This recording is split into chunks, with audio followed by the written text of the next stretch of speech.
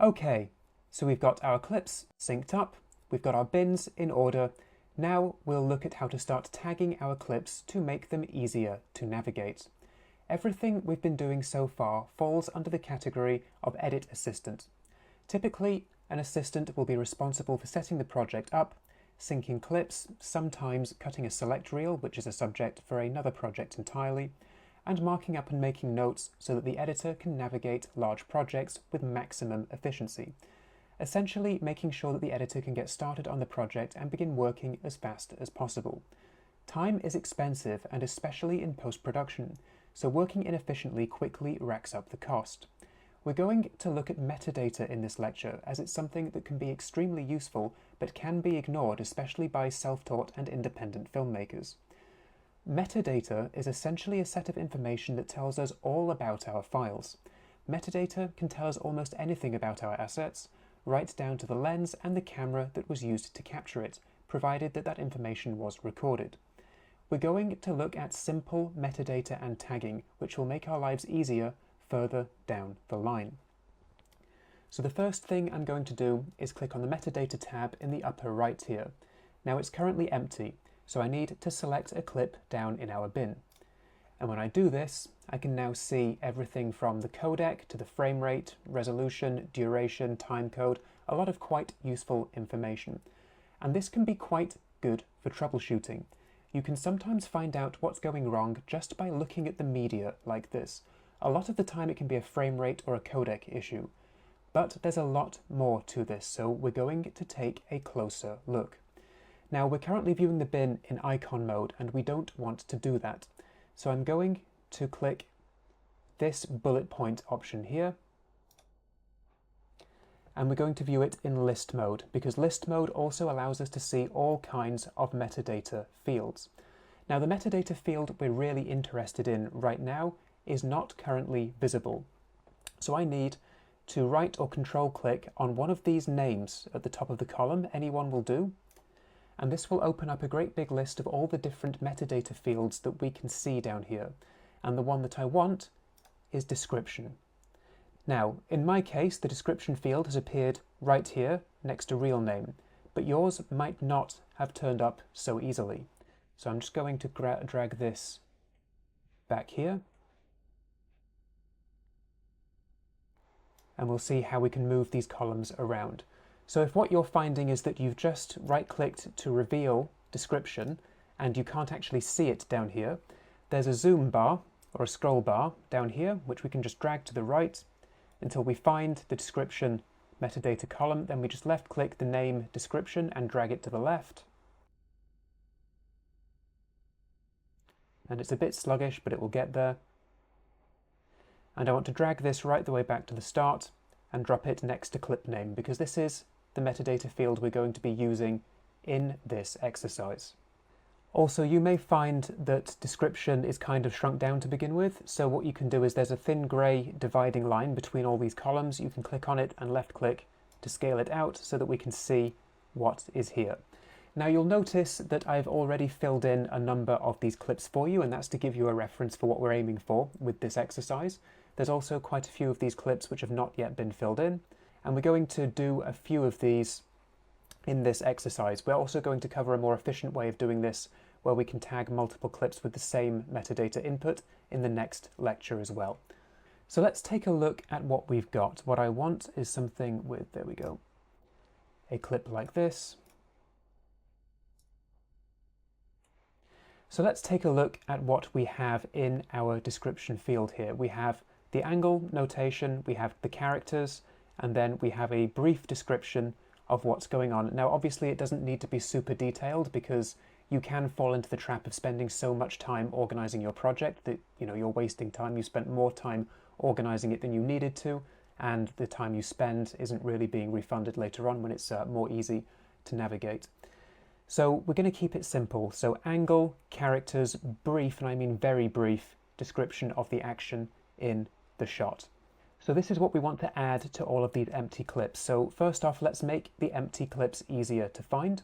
We can change the order in which this list is displayed by left-clicking on top of any one of these columns. You can see next to clip name there's a little upwards pointing chevron, and I can point it downwards, so it can be descending order, pointing upwards it's ascending order. I'm going to click on description so that it's in ascending order, and that will place all of the empty clips with no description at the top. So we can now start to work on some of these empty clips. And I'm just going to select the first empty clip here. So I'm going to take a scrub through,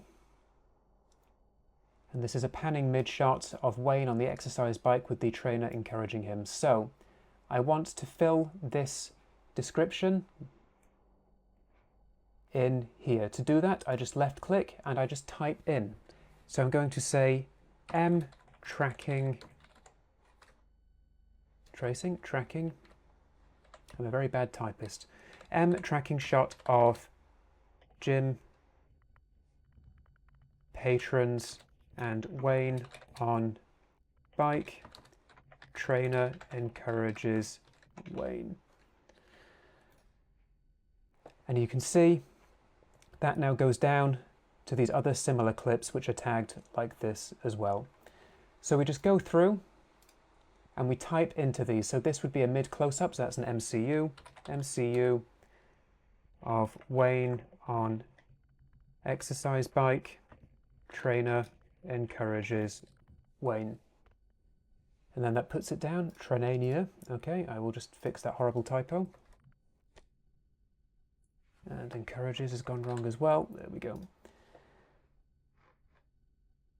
And this is all we need to do. So essentially this is how we fill in the descriptions of the clips. Now we can do this on multiple clips at once, which we'll cover in the next lecture.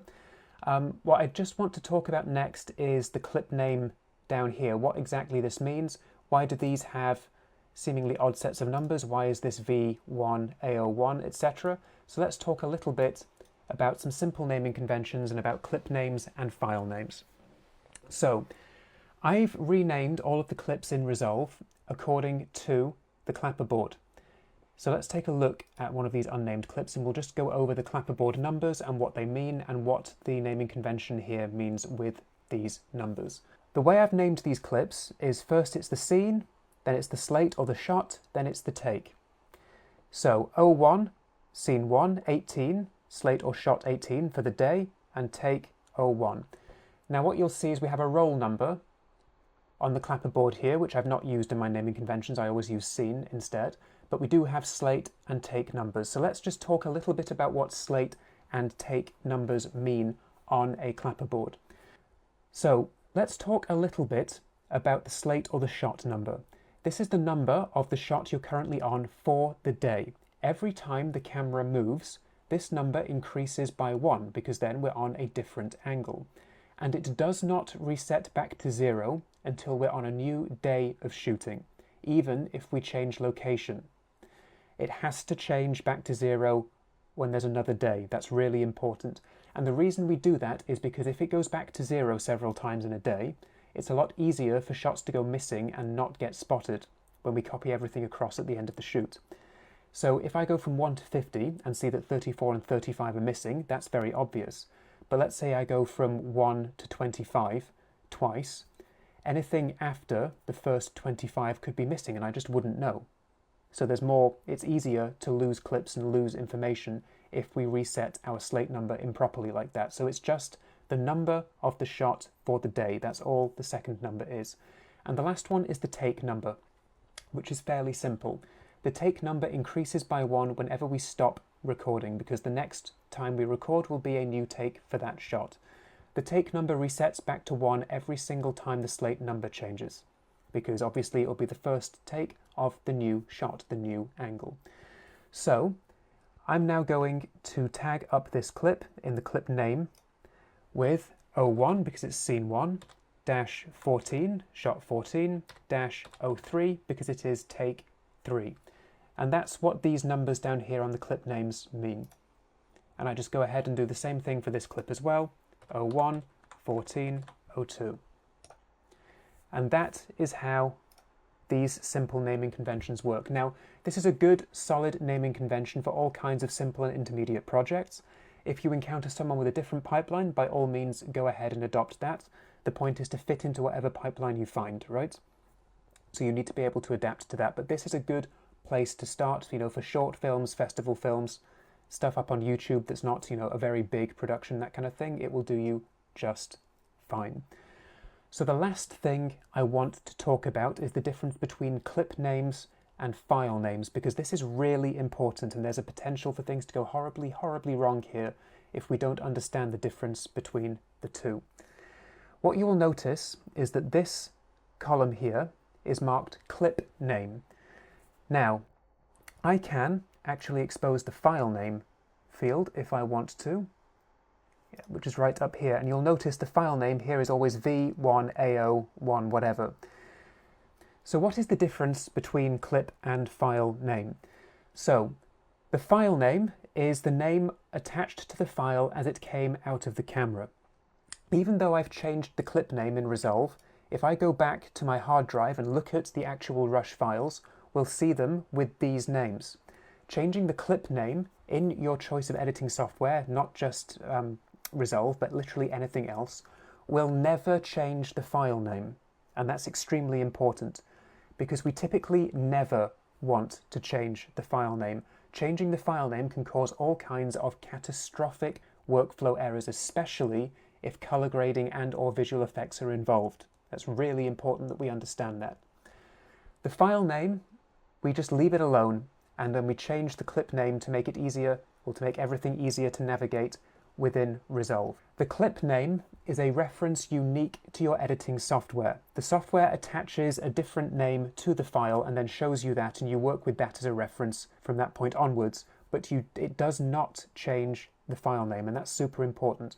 Never, ever go into Finder or Explorer and actually manually start going in and changing your file names. You never, ever do that without very, very good reason. So, back onto the subject of metadata, we've been doing this a little bit slowly and quite manually, and in the next lecture we're going to take a look at filling out several clips worth of metadata all at the same time. And we're also going to look at keywords, and later on, smart bins, and how we can put all of this metadata to work. So click on through to the next